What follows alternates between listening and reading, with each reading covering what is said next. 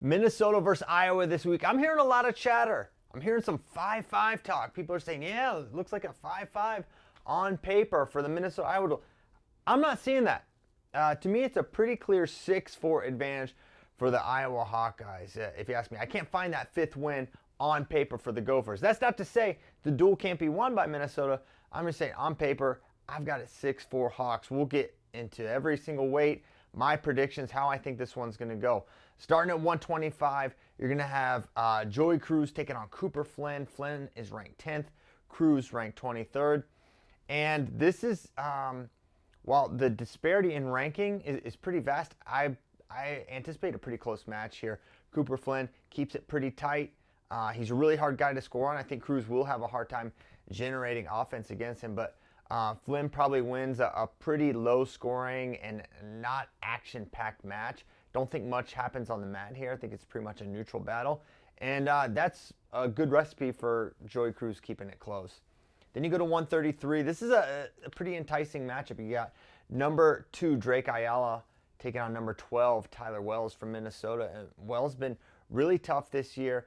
That said, I mean, he's a guy with a win over Connor McGonigal this year. We just watched McGonigal beat Knox. Knox beat Drake Ayala. So this is a very, very tough guy. But Drake is wrestling really well right now. And it's not November anymore. Drake looks ready to place and place high at the NCAA tournament. And this is one, if you're looking for the dual, shifting upset, this is one of the matches you would maybe circle if you're a Gopher fan. That said, I see Drake Ayala getting this done at 133. And then at 141, Minnesota, big favorites here. Vance Vombar. We all saw what he did against Jesse Mendez.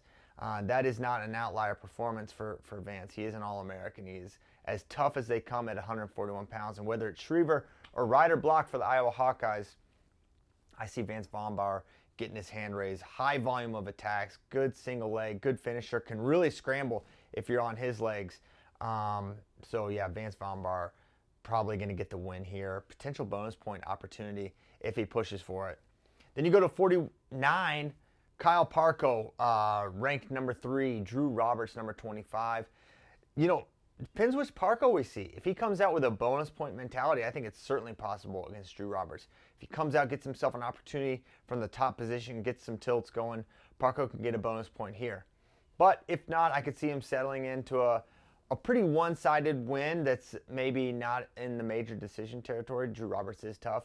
But either way, I don't see this as an upset opportunity for the Golden Gophers. Iowa's going to get their hand raised here at 149. Then 157, I think if you're looking for where does the upset come for Minnesota, it's either 157 or 165.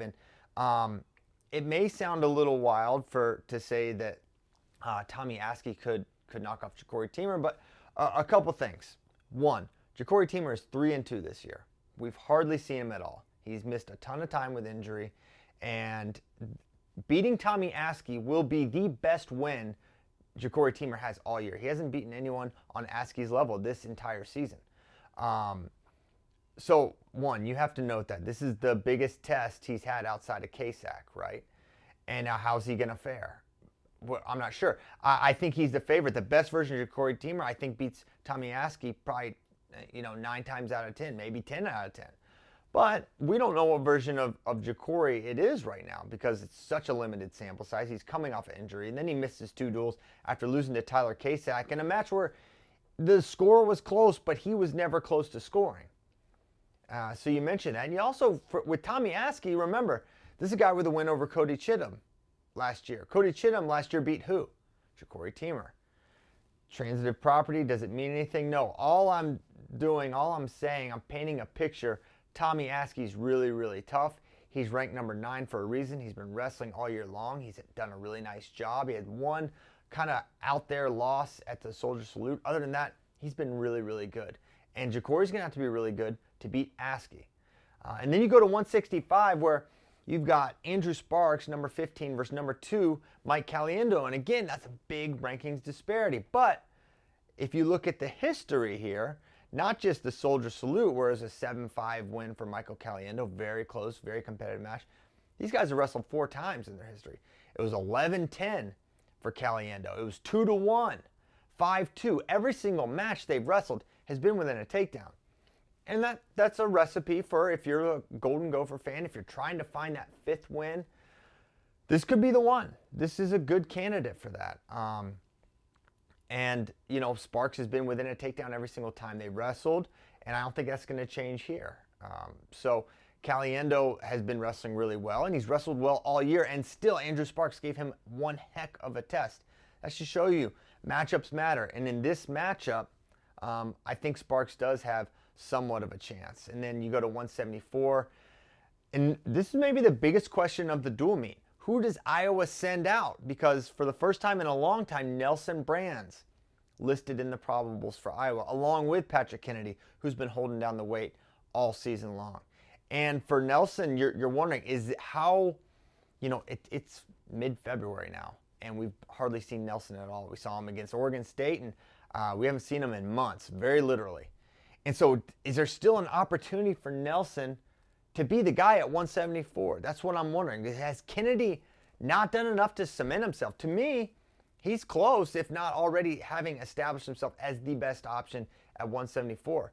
But seeing Kennedy in the roster as a potential or a probable, you know, that maybe puts a little bit of doubt of how firm a grasp Kennedy has on this spot. And, you know, he's coming off a loss to Lenny Pinto, where it's kind of a wild match, and it's not one that instills tons of confidence. It's a winnable match, obviously, for Patrick against Pinto, but giving up 18 points, that's got to be a concern. So is that why we're seeing Nelson, or is Nelson just now returning to health, and this is his first opportunity to wrestle? It's fascinating. I'm excited to see who Iowa uses, and of course they have 2 dual meets this weekend. They've got Minnesota and they have Northwestern. Do they split? Does Kennedy get one and Nelson get the other? I don't know. Something to monitor. Either way, getting to this match, it's Clayton Whiting versus Kennedy or Nelson, and I would say that both Hawkeye options are favored over number 21, Clayton Whiting. But I would also anticipate a match that could be on the closer side. So I think this is a decision win for the Hawks. Either way you slice it, whether it's Nelson or Kennedy. Then you go to 184. Max McAnally. Guys, he still has not lost. He is 29-0 from last year to this year. We're in the meat of the Big Ten schedule. Max McAnally is absolutely a star in the making. And he doesn't have to win NCAAs. He doesn't have to make the NCAA finals to be a star. If you look at this guy's bonus rate, he is blowing good wrestlers out of the water. Just had a major last week of Ryder Rogotsky. He's unbelievable. He is really good. And he can wrestle from everywhere. Defensively, great re-attacks. He can generate a lot of neutral attacks, good powerful double leg, a lot of leg attacks. He is a guy not just with a winning mentality, he has a point scoring mentality. He goes out there looking to score the entire match. He's a lot of fun to watch. And Gabe Arnold, who I think Iowa's going to use here at 184, Ferrari always looms, but I think it'll be Gabe. This is a guy who can slow down the best of the best scorers. He makes it really hard. Now the question for Gabe, can he handle a 7-minute onslaught of offense from Max McAnally? That's kind of what we saw with Silas Allred. He attacked and attacked and attacked and attacked it Allred. And eventually the dam breaks and you get your takedown and you win the match. And for Gabe, you've got a bigger offensive challenge with McAnally. Well, what does that say? Gabe's got to score. He can't come out here with a defensive mentality that I'm going to sneak one out. McAnally doesn't wrestle that way. He doesn't wrestle waiting to pick his spot. He is active. He is looking to score the entire bout. And for that reason, Gabe Arnold's got to come out and he's got to get some early takedowns. And I don't think he can ride Max, but he's going to have to probably have multiple takedowns to win this match, because that's just the kind of point scoring problems Max McAnally has presented to everyone he's wrestled this year and last. He's a big problem. And I think as he continues to wrestle and win, he's going to become more and more of a household name for Minnesota. Then you go to 197, and this is where, on paper you would say, well, maybe this is one for, I think matchups matter.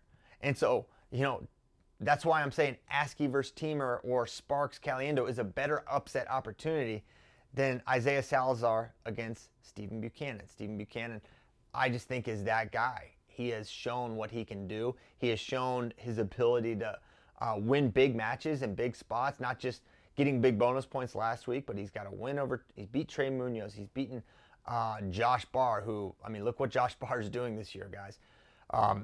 Stephen Buchanan, I think he's there's very few locks in wrestling, right? And I'm not going to give him that distinction in this matchup, but he's a pretty big favorite here. And then you go to heavyweight, it's Gable Steveson, right? He's taking on Ben Keeter. I think there's a lot of respect there between those two, but at the end of it all, it's Gable. He's the best in the world. And what will be interesting is if this duel could or should or would somehow come down to heavyweight and bonus points. What if they're down 5 going into this match? What if they're down 6? And seeing Gable pursue those bonus points, not just the major, but a tech or a pin, that could make a fascinating conclusion. And Minnesota loves to draw. That's one thing about Minnesota. They're not, let's start at 25 kind of team. They draw almost every single time. So maybe they won't want to end with Gable, or maybe they won't end with Gable, but it would be interesting to see them conclude with 285 pounds, with Gable having the opportunity maybe to go get whatever points he needs. If the duel's not on the line, or it so happens that the duel, that match happens a little earlier in the duel, I think it's a respectful measure from Gable Steveson. That would be what I anticipate in this match. So that's it. That's my read on it. I think the Hawks are going to win. Like many of these dual meets outside of the Penn State one, you can, against these tough teams, you can craft a way that there's this path here, there's this path there, and it's so rare that anyone can do it against Iowa. They just step up and wrestle to win in these dual meets. So they're really, really tough to beat. I don't think Minnesota will do it. I think the path is sort of clear there. I think they need to win where they're favored, and they have to pick up 57, 65. And then on top of that, they have to have the bonus advantage. That's where someone like Vance Vonbar and Gable Steveson come in for Minnesota. So going to be a great duel. Also notable for Iowa going to Northwestern, a couple matches I'll mention there. They're going to have 149. Sam Cartella from Northwestern is really tough. Has a win over Cannon Webster 6-4. You'll note that that 6-4 win is, I would say more impressive than Parko's 1-0 win against Cannon Webster, where he just got an escape and nothing else. No takedowns, no nothing. So keep an eye on that one. Northwestern's really high on Sam Cartella. And then we'll have Teamer versus Chumley. This is a very challenging weekend for Ja'Cory Teamer. Going from Askey to Chumley, these are probably 2 matches he really needs, and I think he'll really benefit from wrestling this weekend. So it'll probably be a good thing for Ja'Cory Teamer to have 2, not the best of the best guys, but 2 very, Trevor Chumley, this is a guy with a win over Maya Shapiro. Tough wrestler every time out. And so those are the highlight matches for Iowa versus Northwestern. So going to be 2 really fun duels to watch. I can't wait for the Iowa-Minnesota one. Maybe that's the duel of the weekend. I'm thrilled for that one. Give me some of your predictions. How do you think the Hawks do? Do the Golden Gophers have a shot at knocking off number 2 Iowa?